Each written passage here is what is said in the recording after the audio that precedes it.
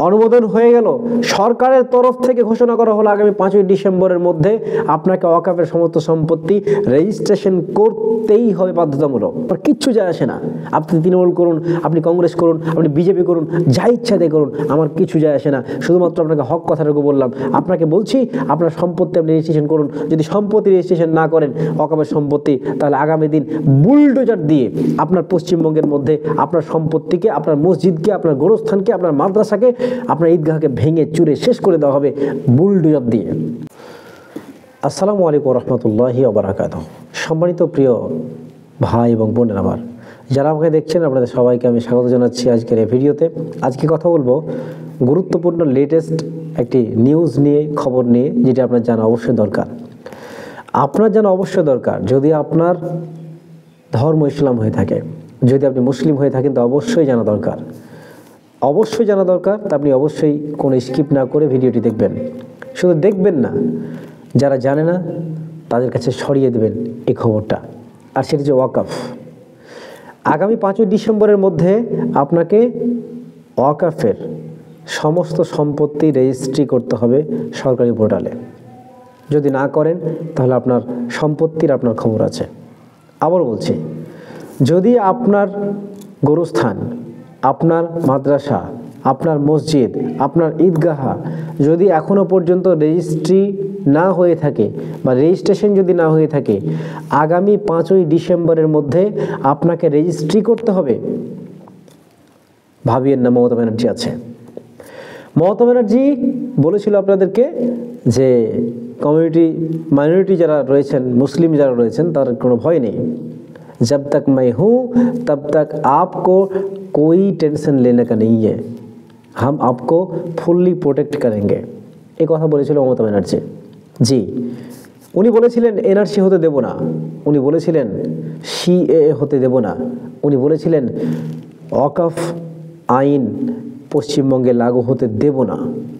উনি সব বলেছিলেন, কিন্তু সবগুলোই উনি প্রত্যাখ্যান করেছেন, সবগুলোই অমান্য করেছেন, সবগুলোই তিনি পশ্চিমবঙ্গে ইমপ্লিমেন্ট করেছেন। হবে, কোনো কিছুই আর বসে থাকবে না। কেন্দ্র সরকার যা সিদ্ধান্ত নিচ্ছে, সুপ্রিম কোর্ট সেই রায়টুকুই দিচ্ছে। আর মমতা ব্যানার্জি রাজনৈতিক ফায়দা হাসিলের জন্য হয়তোই তিনি শুধুমাত্র নাম কাওয়াস্তে বিরোধিতা করে আসছেন। আপনাকে শোনাবো আমি সেই সময় তিনি কি বলেছিলেন। যখন ওয়াকফ বিল যখন পেশ করা হয়, তখন মমতা ব্যানার্জি বিরোধিতা করে কি বলেছিলেন, মঞ্চে মঞ্চে কি বলে বেড়াচ্ছিলেন, আপনি ভিডিওটি দেখুন।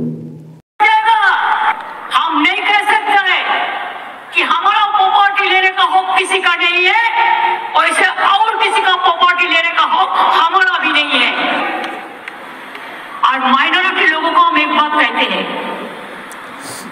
देखिए आप लोगों को दिल में दुख हुआ है वक़्फ़ प्रॉपर्टी के लेके, आप भरोसा रखिए बंगाल में ऐसा कुछ नहीं होगा। प्लीज रिमेम्बर व्हेन दीदी इज हियर, दीदी will protect you and your property. ভিডিওতে উনি বলছেন, যারা মাইনরিটি রয়েছেন তারা একটা শুনুন। উনি বলছেন আপনাদের প্রপার্টি কোনো কিছু হবে না, ওয়াকফ আইন পশ্চিমবঙ্গে লাগু হবে না যতক্ষণ পর্যন্ত আমি আছি। जब तक दीदी है तब तक आपको आपका प्रॉपर्टी को हम प्रोटेक्ट करेंगे। যতক্ষণ পর্যন্ত দিদি আছেন ততক্ষণ উনি প্রোটেকশন দেবেন। পশ্চিমবঙ্গের মধ্যে কোনো ওয়াকফ আইন লাগু হতে দেবেন না।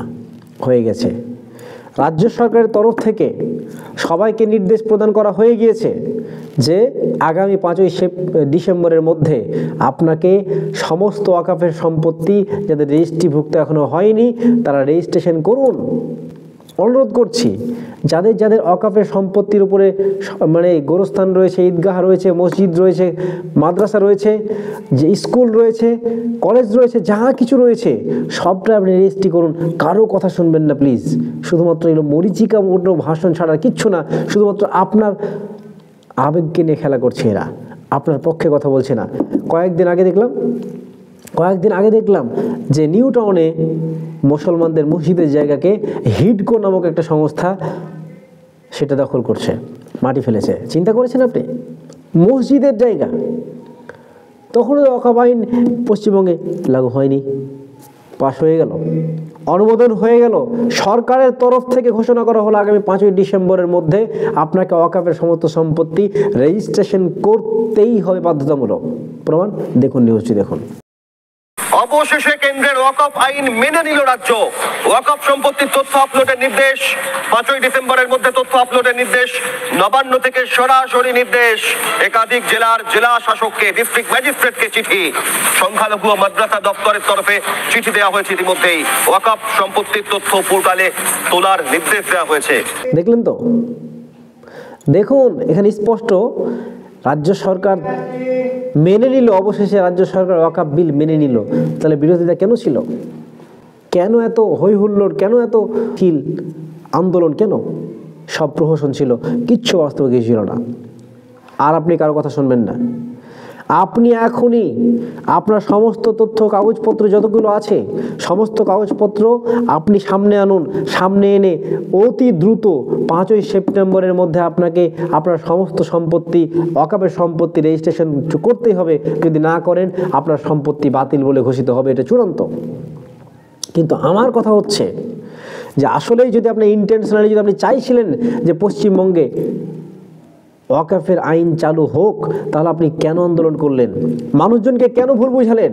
কেন মানুষজনকে প্রতিশ্রুতি দিলেন আপনি যে মমতা যতক্ষণ দিদি আছে ততক্ষণ পর্যন্ত মুসলমানদের কোনো ভয় নেই, তাদের প্রপার্টি কেউ নিতে পারবে না, ওয়াকফ আইন পশ্চিমবঙ্গে লাগু হতে দেব না?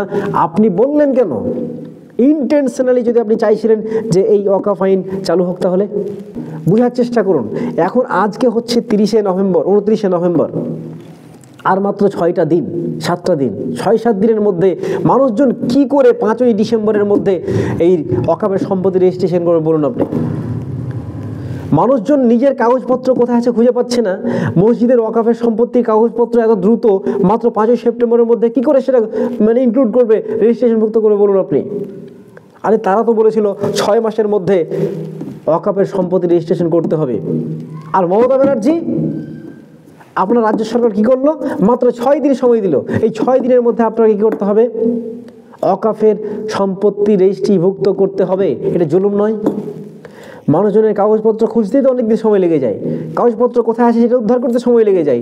তো এই মুহূর্তে দাঁড়িয়ে মানুষজন 6-7 দিনের মধ্যে ওয়াকফের সমস্ত সম্পত্তির ডকুমেন্টস কি করে রেজিস্ট্রেশন করবে বলুন আপনি? কি করে? আগেই তো বলতে পারতো মমতা ব্যানার্জি যে আমি আপনাদের সিএম বলছি, দিদি বলছি, আপনাদের সমস্ত তথ্য ডকুমেন্ট ঠিক করে রাখুন, যে কোনো সময় এই নির্দেশনা আসতে পারে রেজিস্ট্রেশনের জন্য, তো রেজিস্ট্রেশনটা করতে হবে। তখন বললো না কেন, এখন বললো কেন? এটা জুলুম। এখনও বলছি সচেতন হন। কেউ আপনার কেউ নয়। আপনার সম্পত্তি লুটোপুটে খাওয়ার জন্য সবাই রেডি হয়ে পড়ে আছে, কেউ প্রকাশ্য, কেউ অপ্রকাশ্যে, কেউ ডাইরেক্ট, কেউ ইনডাইরেক্ট। আপনাকে বলছি আপনার সম্পত্তি আপনাকে রক্ষা করতে হবে, আপনার সম্পত্তি আপনাকেই রক্ষা করতে হবে, অন্য কেউ করে দেবে না। শুধুমাত্র মিথ্যে ভাষণ, মিথ্যে প্রতিশ্রুতি দিয়ে আপনার শুধুমাত্র মনটাকে বিগলিত করবে, মনটাকে উদ্বেলিত করে আপনাকে ডেমোলাইজ করার চেষ্টা করবে। প্রিয় ভাই আমার, অনুরোধ করছি যে আপনি আপনার সম্পত্তি রক্ষা করার জন্য 5ই ডিসেম্বরের মধ্যে আপনার যা সম্পত্তি রয়েছে, আপনার যা মানে আপনার ওয়াকফের সম্পত্তি, অর্থাৎ মসজিদ, মাদ্রাসা, গোরস্থান, ঈদগাহ, ইয়াতিমখানা, যাই হোক না কেন সবটাই ওয়াকফের সম্পত্তির উপরে আছে। আপনার ওয়াকফের সম্পত্তি যদি হয়ে থাকে তাহলে আপনি অবশ্যই রেজিস্ট্রেশন করুন 5ই ডিসেম্বরের মধ্যে। কারো কথা শুনবেন না, কোন রাজনৈতিক নেতা কি বলছে কারো কথা আপনি শুনবেন না, সরাসরি আপনি কাজ করুন। মমতা ব্যানার্জি মেনে নিয়েছে, ঘোষণা করে দিয়েছে। মিথ্যা ভাষণ, মিথ্যা প্রতিশ্রুতি দিয়ে মুসলমান সমাজের ক্ষতি করেছে। এখন আপনি অনেকে তৃণমূল করছেন, আমার কিচ্ছু যায় আসে না। আপনি তৃণমূল করুন, আপনি কংগ্রেস করুন, আপনি বিজেপি করুন, যা ইচ্ছা দিয়ে করুন, আমার কিছু যায় আসে না। শুধুমাত্র আপনাকে হক কথাটুকু বললাম। আপনাকে বলছি আপনার সম্পত্তি আপনি রেজিস্ট্রেশন করুন। যদি সম্পত্তি রেজিস্ট্রেশন না করেন ওয়াকফের সম্পত্তি, তাহলে আগামী দিন বুলডোজার দিয়ে আপনার পশ্চিমবঙ্গের মধ্যে আপনার সম্পত্তিকে, আপনার মসজিদকে, আপনার গোরস্থানকে, আপনার মাদ্রাসাকে, আপনার ঈদগাহকে ভেঙে চুরে শেষ করে দেওয়া হবে বুলডোজার দিয়ে। অপেক্ষা করুন, সেই বুলডোজার, ইউপির বুলডোজার পশ্চিমবঙ্গে নিয়ে আসবে, পশ্চিমবঙ্গে এসে সব সাফ করে দেবে। তাই ওই সময়টা আসার আগে আপনাকে এই মুহূর্তে বলছি, আগামী 5ই ডিসেম্বর আসার আগেই সমস্ত কাজ বন্ধ করে, যাদের টাকা পয়সা আছে, মাস্টার আছেন, উকিল আছেন, ব্যারিস্টার আছেন, যারা টাকা পয়সা সম্পদশালী মানুষ আছেন, প্লিজ দিনের স্বার্থে ইসলামের স্বার্থে, আল্লাহর স্বার্থে, নবীর স্বার্থে আপনি আপনার সম্পত্তিগুলোকে বাঁচানোর চেষ্টা করুন। ইমিডিয়েট আপনি এগিয়ে আসুন। সবাই গরিব মানুষ কিন্তু পারবে না, সাধারণ মানুষ তারা পারবে না। আপনার কাছে এসে ওই মানুষগুলোর সম্পত্তিকে অতি দ্রুত 5ই ডিসেম্বরের মধ্যে আপনি সংরক্ষণ করার চেষ্টা করুন। এই বলে শেষ করছি। ভালো থাকবেন, সুস্থ থাকবেন, কান চোখ খোলা রেখে সিদ্ধান্ত নেবেন। মোটেও ঢেলামি করবেন না। আপনি দ্রুত আপনার ব্যবস্থা করুন। ওয়াকফ সম্পত্তি যা আছে সবগুলোকে আপনার রেজিস্ট্রিভুক্ত করুন 5ই ডিসেম্বরের মধ্যে। আসসালামু আলাইকুম ওয়া রাহমাতুল্লাহ।